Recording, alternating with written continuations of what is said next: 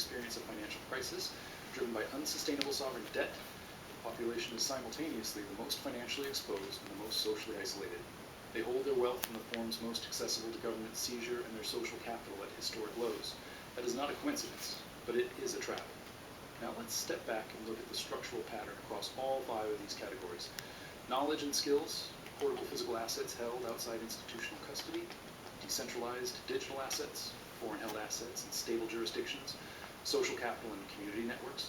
What do they share? They share one property. They exist outside the administrative graph. Let me explain what I mean by that. Modern governments do not govern people directly. They govern through systems, banking systems, tax systems, property registration systems, corporate registration systems, employment systems. These systems create a map, a graph, of every citizen's financial existence.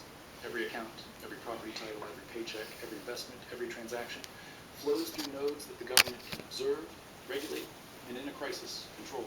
When a government becomes fiscally desperate, it doesn't need to know where you live or what you look like. It needs to know where your assets sit in the administrative graph. If your wealth is in a bank, it's visible. If your property is registered, it's visible. If your income flows through an employer, it's visible. If your investments are in a brokerage, they're visible. Seizure is not a function of political will alone.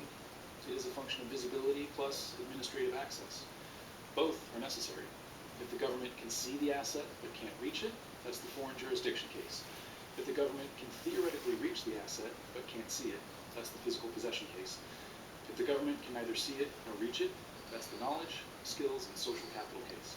The 5 categories I've described are not a portfolio. They are not an investment strategy. They are a taxonomy of what falls outside the administrative graph. And history demonstrates, repeatedly and without exception, that when a government enters fiscal crisis, it harvests everything inside the graph and cannot reach what is outside it. This is not about good governance and bad governance. This is about the behavior of insolvent institutions. An insolvent institution, whether it's a government, corporation, or pension fund, will consume accessible resources to survive. It is not a choice. It is the institutional equivalent of a biological imperative. Survival overrides principle. It always has. It always will. The United States government in 1933 was led by Franklin Roosevelt, widely considered one of the most popular and well-intentioned presidents in American history. He signed Executive Order 6102 anyway, because the gold reserve was depleting and the dollar peg was unsustainable. Good intentions did not change the math. Good intentions never change the math. I presented historical examples from the 1920s, 1930s, 1940s, 2001, 2013, 2015, 2019. A skeptic might reasonably ask, why does this matter now? Are we facing conditions comparable to those crises? Let me present the math without commentary and let you draw your own conclusion. The United States federal debt as of early 2025 exceeds $36 trillion.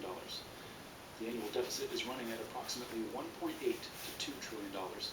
Interest payments on the debt have surpassed $1 trillion annually, exceeding the defense budget for the first time in American history. The Congressional Budget Office projects that under current law, with no recession, no war, no crisis, the debt-to-GDP ratio will exceed 150% by 2050.